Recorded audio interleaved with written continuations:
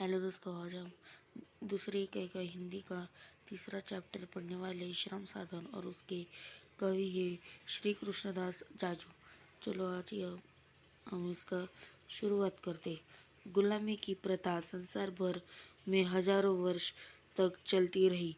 उस लंबे अरसे में विद्वान तत्वता और साधु संतों के रहते हुए भी वह चलती रही। गुलाम और लोग खुद भी मानते थे कि वह प्रथा अनेक हित में ही। फिर मनुष्य का विवेक जागृत हुआ। अपने जैसे ही हाड़ मांस और दुख की भावना रखने वालों को एक दूसरा बलवान मनुष्य गुलामी में जकड़ रहे। क्या यह बात न्योचित है? यह प्रश्न सामने आया। इसको हल करने के लिए आपस में युद्ध भी हुआ। अंत में गुलामी की प्रथा मिटकर रही। इसकी प्रकार राजों की संस्था की बात है और जगत भर में हजारों वर्ष तक व्यक्तियों का बादशाहों का राजा चला, पर अंत में क्यों किसी एक व्यक्ति को हजारों आदमियों को अपनी हुकूमत में रखने का अधिकार है? यह प्रश्न खड़ा हुआ। उसे हल करने के लिए अनेक घनघोर युद्ध हुए और सदियों तक कहीं न कहीं झगड़ा चलता रहा। असंख्य लोगों को यातनाएं सही करनी पड़ी। अंत में राज प्रथा मिटकर रही और राज तथा प्रजा के साथ में आई। हजारों वर्ष तक चलती हुई मान्यताएं और छोड़ देनी पड़ी। ऐसी ही कुछ बातें संपत्ति के स्वामित्व के बारे में भी है। संपत्ति के स्वामित्व और उसके अधिकार की बात जानने के लिए यह समझना जरूरी है कि संपत्ति किसे कहते हैं और वह बनाते किसे हैं। आम तौर से माना जाता है कि रुपया, नोट या सोना चांदी का सिक्का ही संपत्ति है, लेकिन यह ख्याल गलत है, क्योंकि ये तो संपत्ति के माप तोल के साधन मात्र है। संपत्ति तो वे ही चीज हो सकते हैं जो किसी न किसी रूप में मनुष्य के उपयोग में आते हैं। उनमें से कुछ ऐसे हैं जिनके बिना मनुष्य जिंदा नहीं रह सकता, एवं कुछ सुख, सुविधा और आराम के लिए होती है। अन्न, वस्त्र और मकान मनुष्य की प्राथमिक आवश्यकता है, जिनके बिना उसकी गुजर बसर नहीं हो सकती। इनके अलावा दूसरी अनेक चीजें हैं जिनके बिना मनुष्य रह सकता है। प्रश्न उठा है कि संपत्ति रूपी ये सब चीजें बनाती कैसी है? सृष्टि में जो नानाविध द्रव्य तथा प्राकृतिक साधन है, उनको लेकर मनुष्य शरीर श्रम करता है, तब यह काम की चीजें बनती है। संपत्ति के मुख्य साधन दो है, सृष्टि के द्रव्य और मनुष्य का शरीर। श्रम यंत्र से कुछ चीजों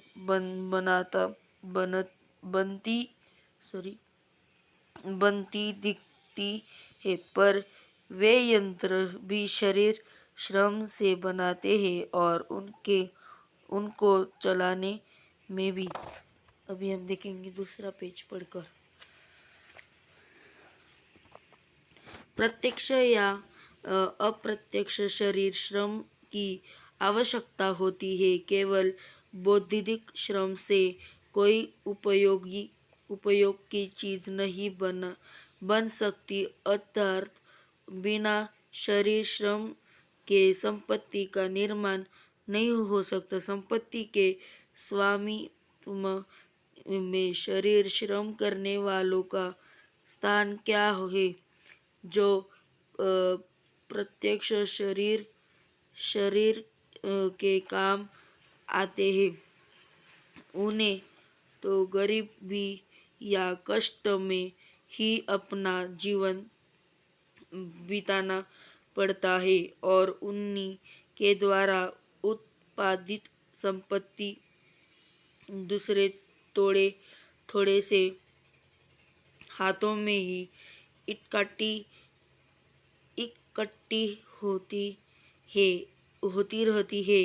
श्रमजीवियों की बनाई हुई चीज़ों व्यापारियों या दूसरों के हाथों में जाकर उनके लेने देने से कुछ लोग मालदार बन जाते हैं। वर्ष भर मेहनत करके किसान अन्न पैदा करता है, लेकिन बहुत दफा तो उसकी खुद की आवश्यकताओं भी पूरी नहीं होती, पर वही अनाज व्यापारियों के पास जाकर उनको धनवान बनाता है, संपत्ति बनाता है। मजदूर और धन इकट्ठा होता है और उनके पास जो केवल व्यवस्था करते हैं, मजदूर नहीं करते।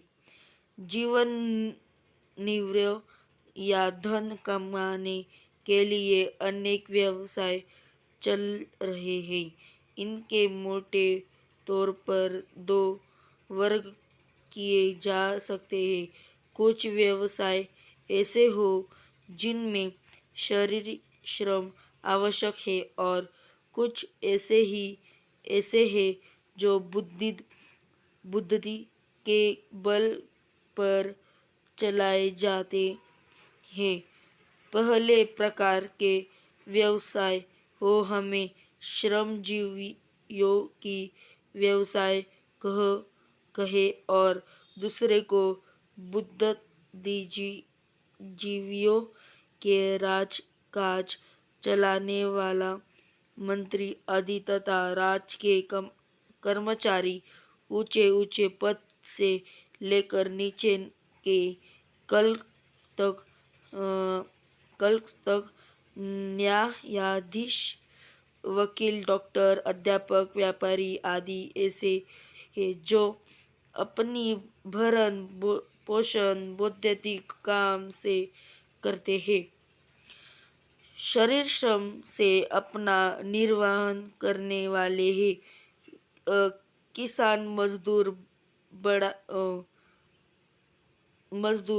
बढ़ई, राज, लुहार आदि समाज के व्यवहार के लिए इन बुद्धिजीवियों और श्रमजीवियों दोनों प्रकार के लोगों की जरूरत है, पर सामाजिक दृष्टि से इन दोनों के व्यवसाय के मूल्यों में बहुत फर्क है। बुद्धिजीवियों का जीवन सामाजियों पर आधारित है। ऐसा होता हुए भी दुर्भाग्य यह है कि श्रमजीवियों की मजदूरी एवं आमदनी कम है, समाज में उनकी प्रतिष्ठा नहीं और उनको अपना जीवन प्राय कष्ट में ही बिताना पड़ता है। व्यापारी और उद्योगपतियों के लिए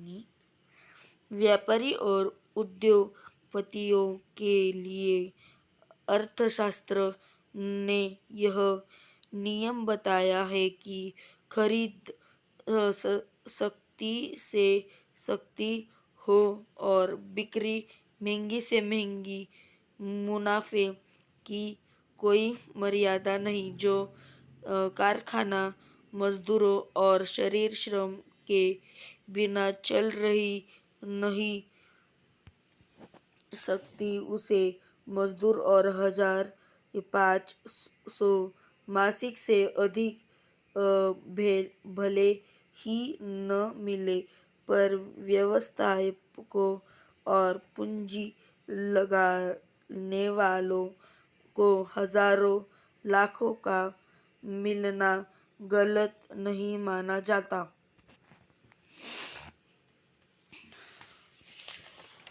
चलो नेक्स्ट देखते हैं। अभी इधर से इतना पैराग्राफ करते हैं, फिर बाद में रुक जाते क्योंकि वीडियो भी बहुत लंबा हो गया, तो इधर तक करते हैं और रुक जाते हैं। चलो शुरू करते हैं। मनुष्य समाज में रहने से अर्थात समाज की कृपा से ही व्यवहार चलाने लायक बनता है। बालक प्राथमिक शाला से लेकर देश विदेश के ऊंचे से ऊंचे विद्यालयों में सीखकर जो योग्यता प्राप्त करता है, वे शिक्षालय या तो सरकार द्वारा चलाए जाते हैं, जिनका खर्च काम जनता से टैक्सी के रूप से वसूल किया हुआ पैसा से चलता है, या दानी लोग की कृपा से जो कुछ पढ़ने की फीस दी जाती है, वह तो खर्च के हिसाब से नगण्य है। उसकी समाज की अधिक कृतज्ञ रहना चाहिए कि उस पैसे के बल पर वह विद्या पढ़कर योग्यता प्राप्त कर सका। इस सारी शिक्षा में जो कुछ ज्ञान मिलता है, वह भी हजारों वर्षों तक उन अनेक तापसियों ने मेहनत करके जो कण कण संग्रहित कर रखा है, उसके बल पर मिलता है। व्यापारी और उद्योगपति भी व्यापार की कला विद्यालयों से अपने साथियों से एवं समाज के से प्राप्त करते हैं। चलो बच्चों, आज हमने इतना पढ़ लिया, ये एक पेज पढ़ लिया, और जो समझ नहीं आया प्लीज़ कमेंट करके ये भेज दीजिए, और घर पे इसकी लर्निंग की रोज प्रैक्टिस करी। इसके लिए हमारा प्रोनाउंसिएशन भी बेस्ट होता है और हमारी स्पेलिंग मिस्टेक भी नहीं होती लिखने के लिए। तो यह वीडियो मैं ख़त्म करता हूँ, और हमारे चैनल को सब्सक्राइब करें, शेयर करें और बेल आइकन को क्लिक करें।